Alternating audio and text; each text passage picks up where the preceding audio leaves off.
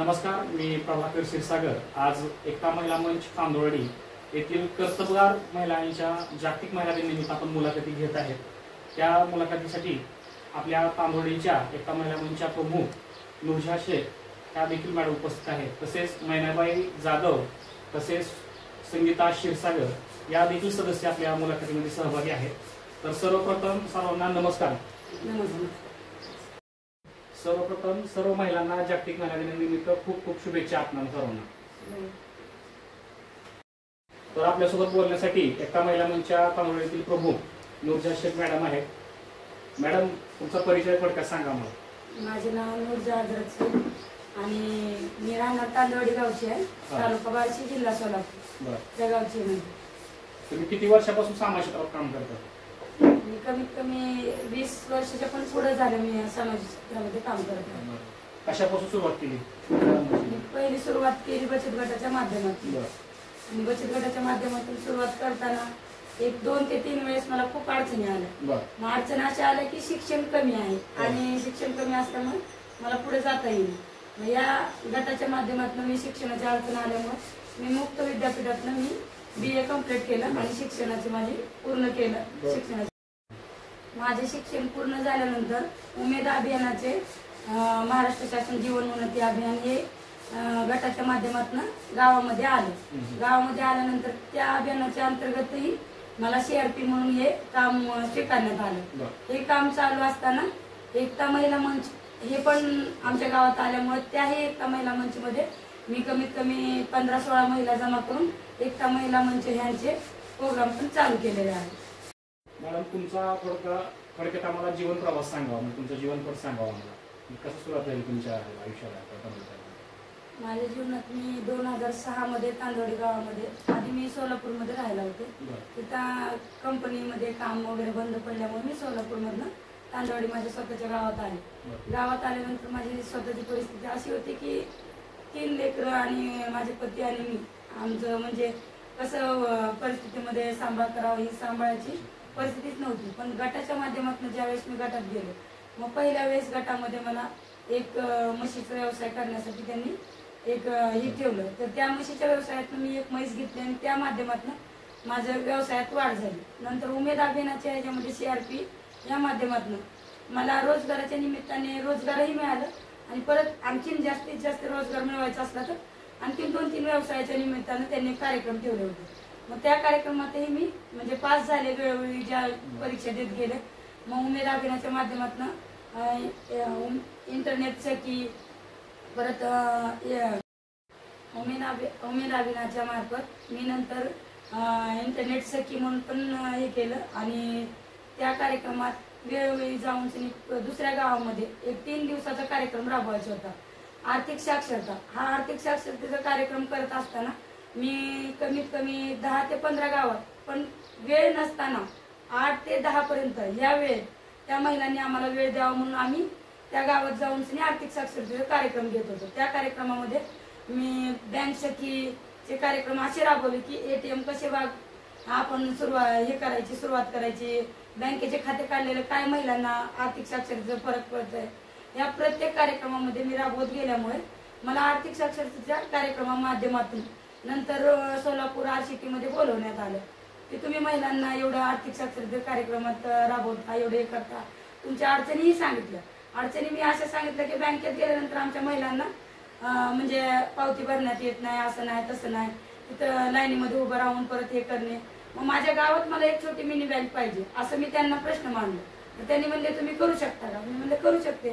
तुमचं शिक्षण किती झालंय?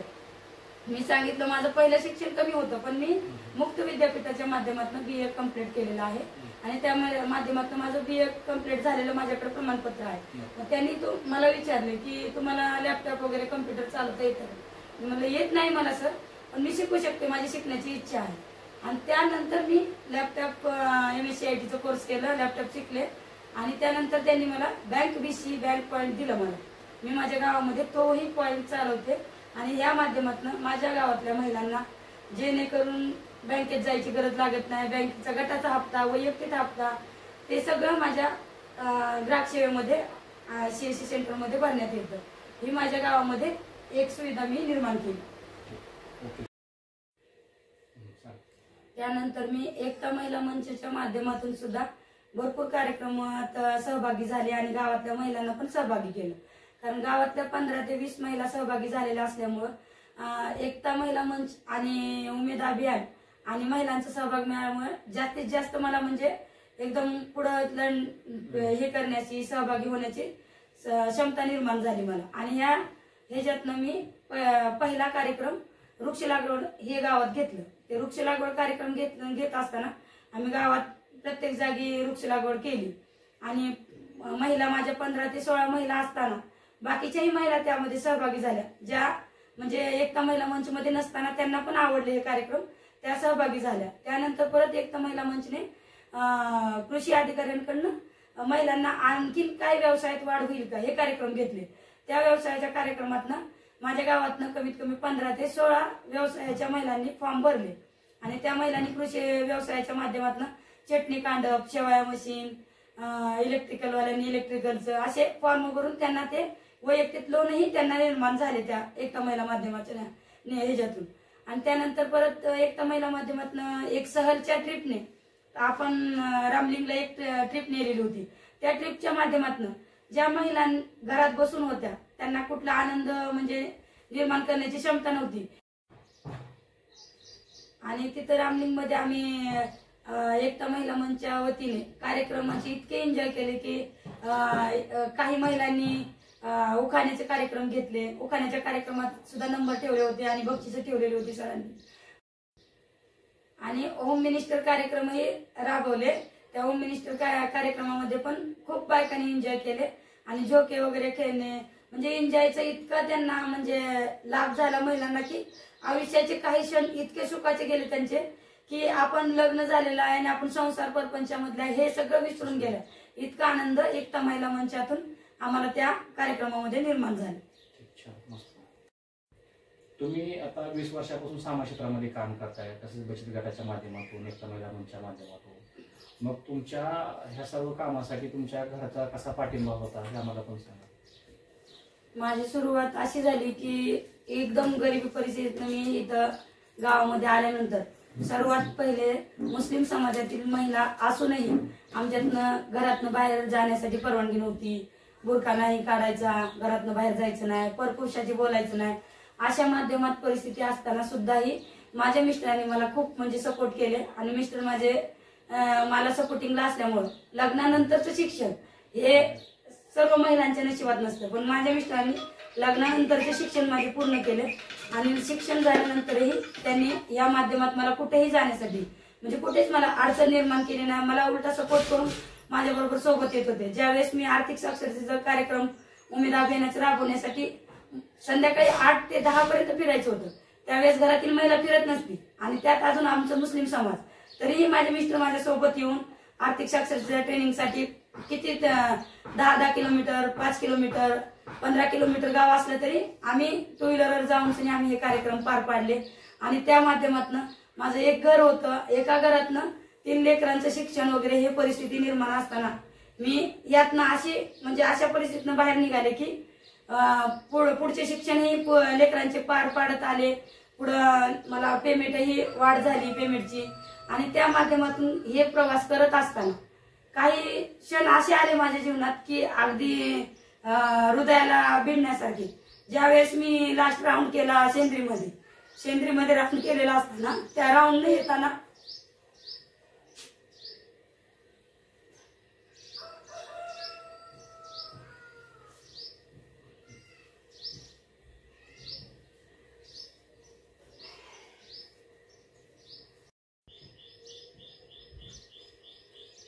त्या राऊंडने येताना मला कमीत कमी 12 वाजले होते येताना आणि अर्ध्या वाटामध्ये आमची गाडी थोडीशी बंद पडली. मग तिथनं आम्ही माझ्या मिस्टरांनी आणि मी गाडी ढकलत आणली, गावात आला. परत सकाळी उठून माझे मिस्टर असं लाईटीचे काम करत होते, गेले. त्यानंतर त्यांचं थोडंसं दुर्दैवानं अपघात झाला थोडा आणि त्यांनी अपंगत्व त्यांना आलं. त्या अपंगत्वातनं मला 2-3 महिने खूप त्रास झाला. असा त्रास झाला की 2-3 महिने दवाखान्यामध्ये माझे गेले. त्यातनं कायमस्वरूपी त्यांना अपंगत्व आलं त्यांना आणि त्या अपंगत्वामुळे मी थोडीशी थकल्यासारखी झाली आणि 2 ते 4 महिने असे घरात बसून सनीच माझं संवास घटल्यासारखा घटला. पण त्यातनंही मी उमेद सोडली नाही आणि आपल्या घराला आता आपल्या घराचा पाया तर टाकलाय आणि त्यांनी तर अपंग झालेत, पण आपल्याला पुढे गेल्याशिवाय मार्ग नाही. या माध्यमातून मी दुसऱ्या गावी जाऊन सनी आर्थिक साक्षरतेचं बचत गटाचे खाते ओपन करणे, ते खाते ओपन करून त्यांना दुसरी माहिती देणे, असे प्रसंग मी करत राहिले आणि त्यात माझे 2 ते 3 वर्ष माझे असेच गेले. 3 वर्षात मिस्टरांचं काय अपंगत्व गेलेलं नव्हते. त्यानंतर त्यांना काय झालं, अचानक दुसऱ्या हार्ट अटॅक आल्यामुळे ते पण निधन झाले. त्यांचे निधन झाल्यानंतर 6 महिने मला असं घरातनं बाहेर निघायचं नव्हतं, काय नव्हतं. त्यामुळे मी घरात बसून सनी घरातच हे केलं. परत विचार केला की आपल्या मुलांचं, आपल्याला 3 मुलं आहेत, 3 मुलातनं एका मुलीचं माझं लग्न झालेलं होतं, 2 मुलं माझे शिक्षण चालू होते.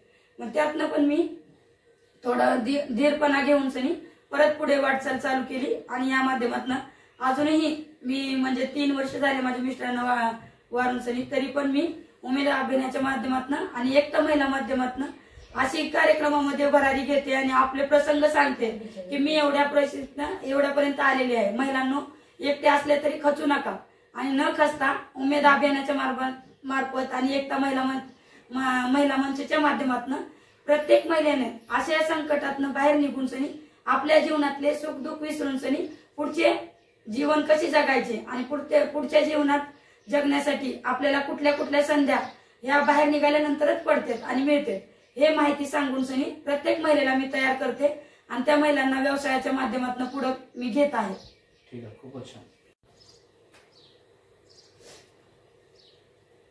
आपल्यासोबत तांदुळवाडीतील एकता महिला मंचच्या सदस्य आणि गावातील एक व्यावसायिक आहेत. नमस्कार मॅडम. नमस्कार. तुमचं काय? संगीता रमेश क्षीरसागर, राहणार तांदवाडी, पोस्ट खामगाव, तालुका बार्शी, जिल्हा सोलापूर.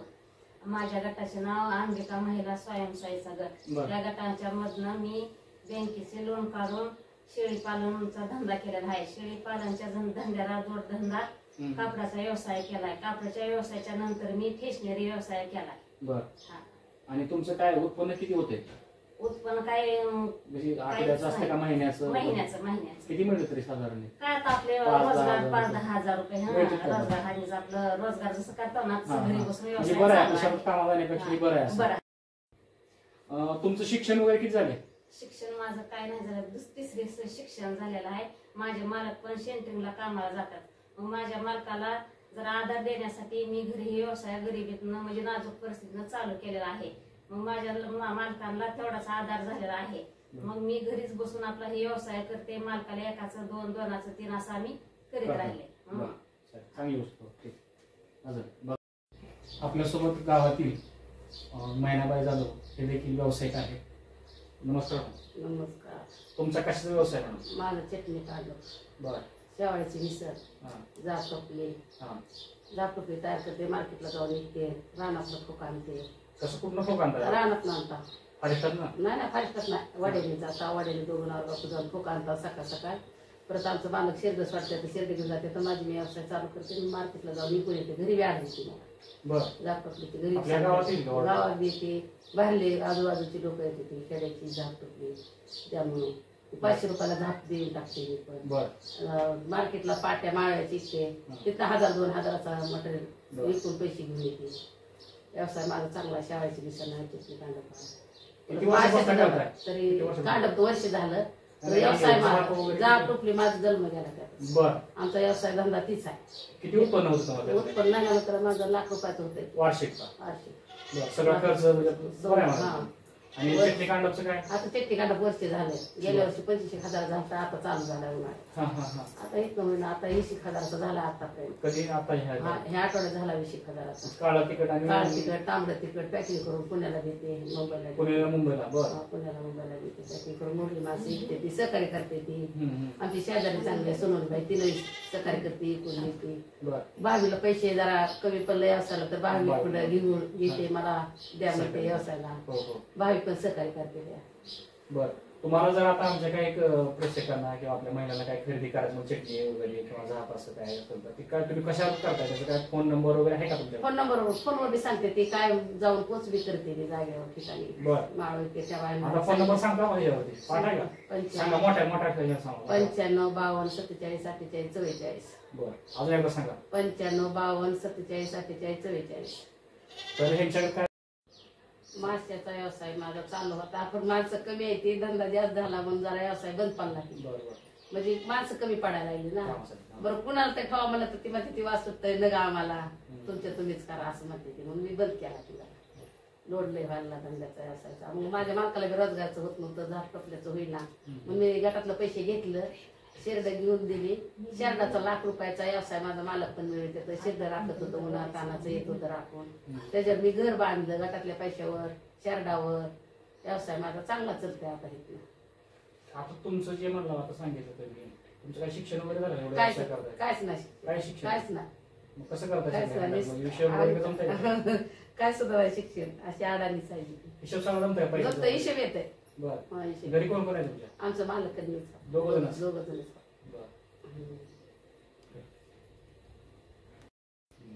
काल शिवरात्रीला महादेवाला जत्रा भरली, तिथं मी 4,500 नारळ भरलं होतं. 9,000 रुपये माझं झालं त्यात. डबलच झालं.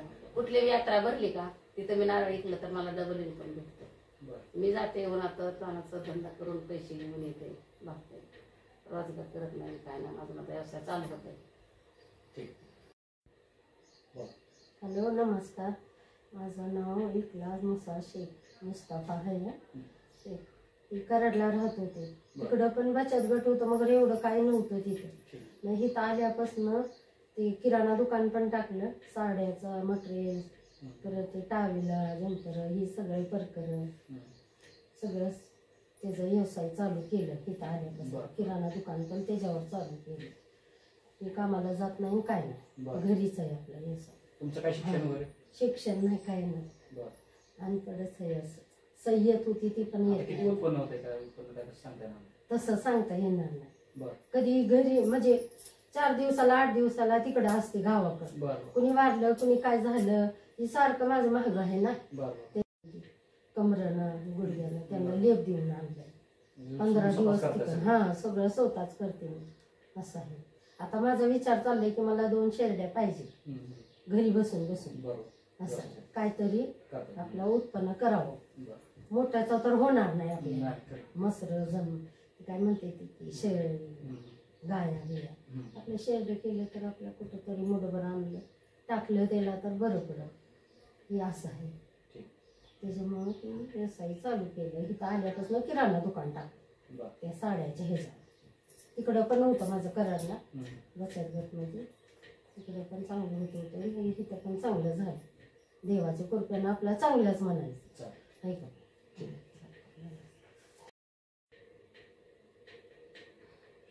मी उमेद अभियान आणि आपल्या एकता महिला मंच यांची खूप खूप आभारी आहे की या कार्यक्रमामध्ये मला सहभागी केलं.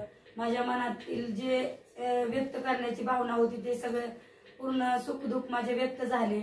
आणि उमेद अभियान आणि एकता महिला मंच या माध्यमातून मला इतकी म्हणजे साथ निर्माण झाली की मी एकटी असतानाही मला एकटेपणाचा संवास वाटत नाही. आणि यांच्या साथमुळे मी पुढे जाण्याची माझी क्षमता माझी वाढलेली आहे. आणि आणखीन अशीच मला यांची साथ व्हावी आणि मिळावी एवढंच मी बोलते आणि संपवते माझं. आता काय करायचं? त्या होत्या एकता महिला मंचच्या सदस्या, तसेच गावातील प्रतिष्ठित महिला इकलाज शेख, नूरजहां शेख, संगीता क्षीरसागर, मैनाबाई जाधव या प्रतिष्ठित महिला म्हणून या गावामध्ये काम करतात. तर त्या सर्व महिलांना पुन्हा एकदा जागतिक महिला दिनाच्या खूप खूप शुभेच्छा देतो. धन्यवाद.